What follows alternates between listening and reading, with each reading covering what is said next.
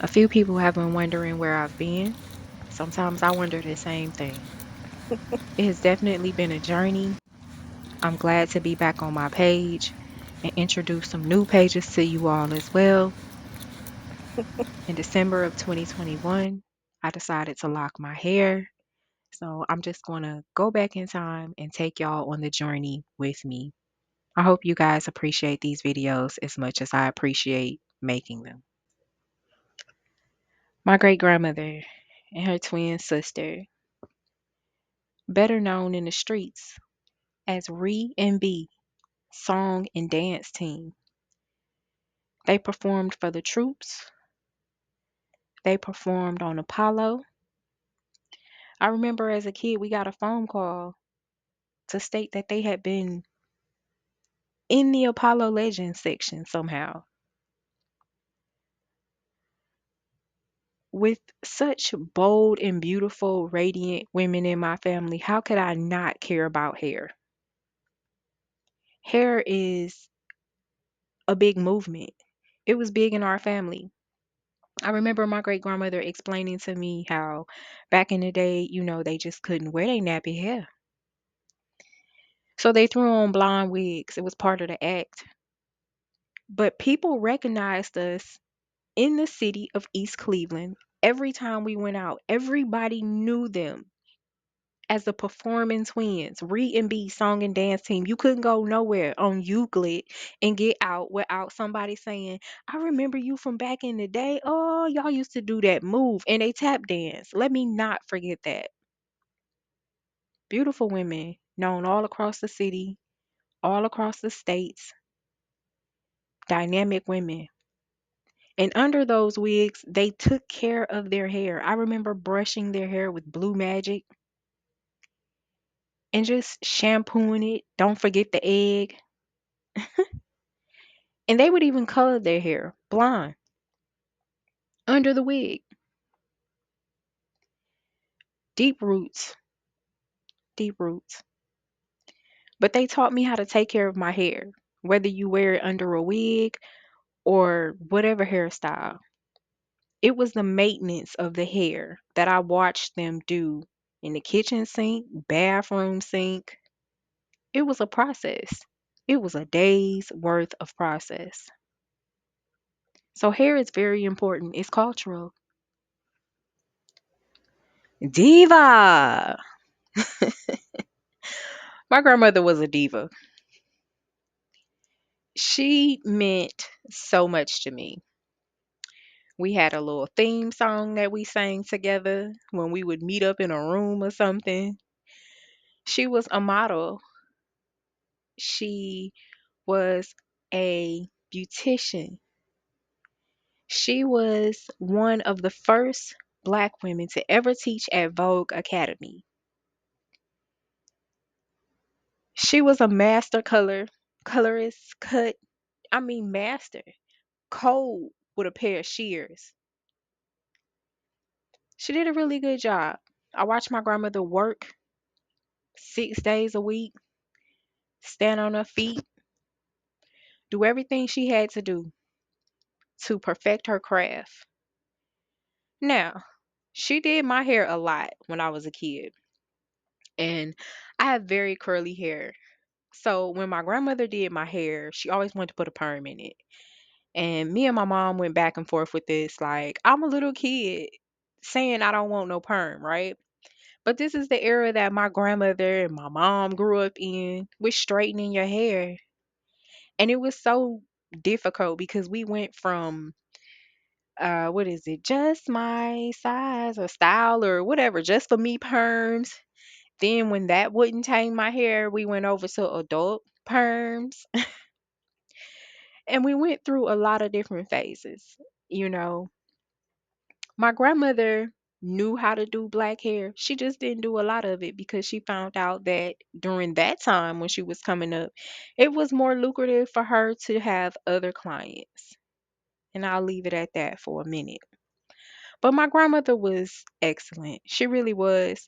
And so she taught me about how I should feel when I sit in the chair at the salon. She told me it's okay to express that you don't like something, but still be kind to the person. She taught me all the etiquette of how you should feel, how you should tip, what you should look like when you get up, everything. This hair journey was not just mine, but it was hers. Before my grandmother passed and she started losing her hair due to cancer, she had one long lock in the middle of her head. And she just would, even before cancer, she would take this lock, unravel it down, and then she would braid it back up. She looked like a monk, but she took care of what she had. And so this video is also dedicated to her because she was a phenomenal beautician, a phenomenal color master cut person. She made a difference when it came to hair, and I appreciate that. I'm gonna tell you who I'm not gonna forget. My mama. Oh my goodness. If y'all thought that my great grandmother and her twin sister, my great aunt and my grandmother was known in the city, my mama was a showstopper. I say this all the time. People love to see my mom coming and they like that I came. You understand? My mom was the life of the party. She entered the room saying, fabulous. Everything was fabulous. And she put her hands out and wiggle all her fingers with her rings on it.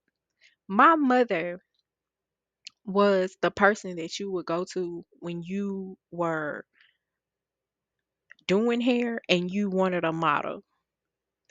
I cannot count how many hair shows my mom was in.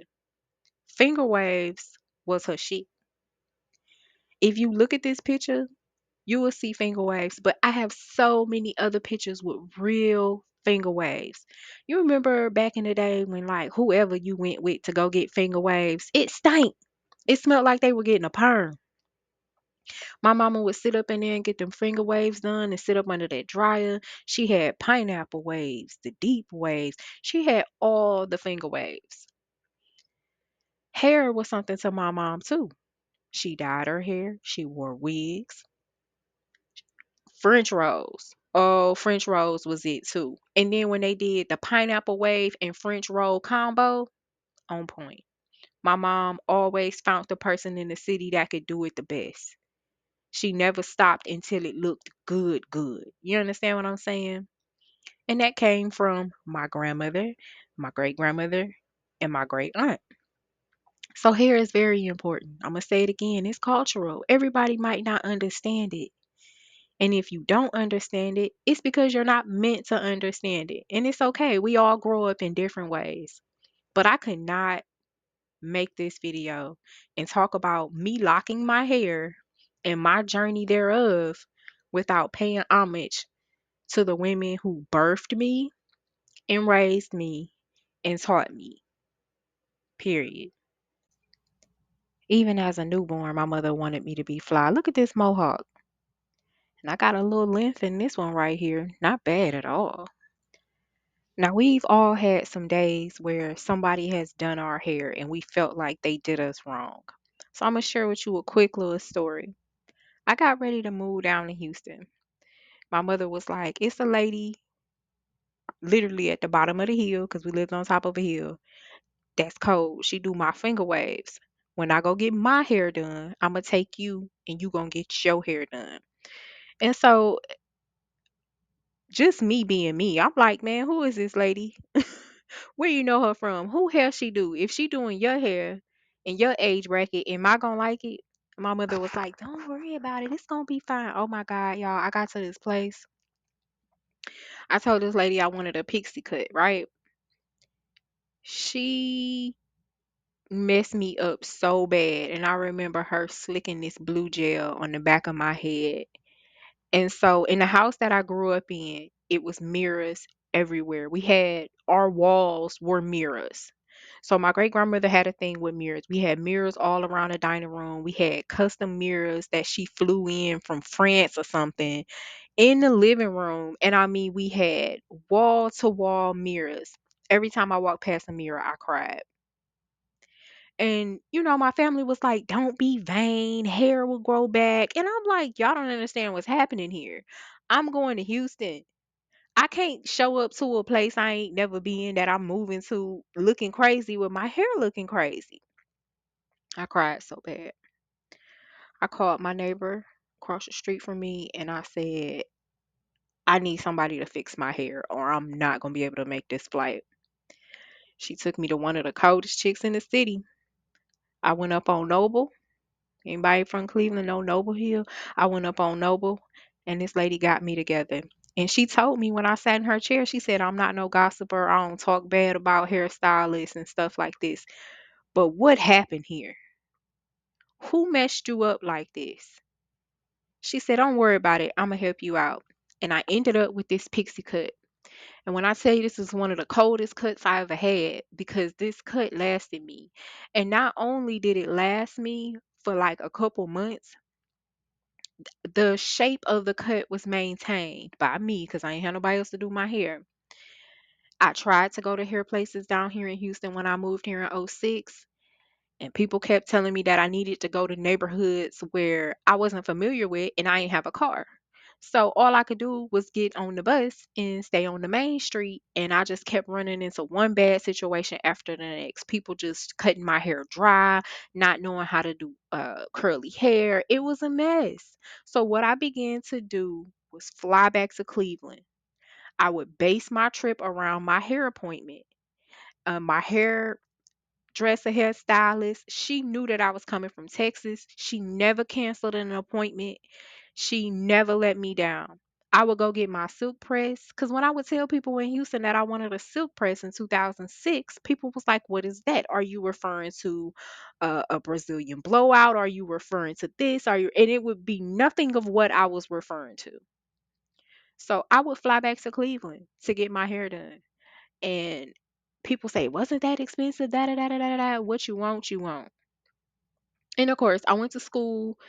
I'll talk more about that later. I went to school for travel and tourism. So I had ways of getting around. Things were extremely cheap. It cost me more to get my hair done than to fly because I was just that cheap when it came to travel. So, wow. This, just looking back at this pixie cut, brings me back to a place that I was in. And sometimes it's just hard when we can't get the hair care that we need. So, having made those decisions, it pushed me further into wearing wigs. And here are some of those pictures. In some of these pictures, I was on the road. I was traveling. So, this is why you'll see braids. Sometimes it was the summer, sometimes it was the winter. But I definitely try to switch it up. Just in case I haven't mentioned, this is my second set of locks. The first set was kind of masculine, so with this second set, we wanted to make sure that it fit the frame of my face a little bit more. People say things like, "Oh, I don't want to go through the ugly phase." Just find someone that knows how to compliment your face and the direction. That's important. Some people don't understand that direction makes a big difference, if you want a part or something of that nature. But when you look at these pictures, you'll see that even the cut that I had, from that pixie cut down to the asymmetrical cut, they were great cuts because my hair is still shaped and layered that way. And that's what I mean when I say the lady who used to do my hair, she was just phenomenal, because even right now, till this very moment in 2025, my locks are still in an asymmetrical shape. And I think it's cute. So enjoy yourself, love your hair, and if you're thinking about locking your hair up, go ahead and do it.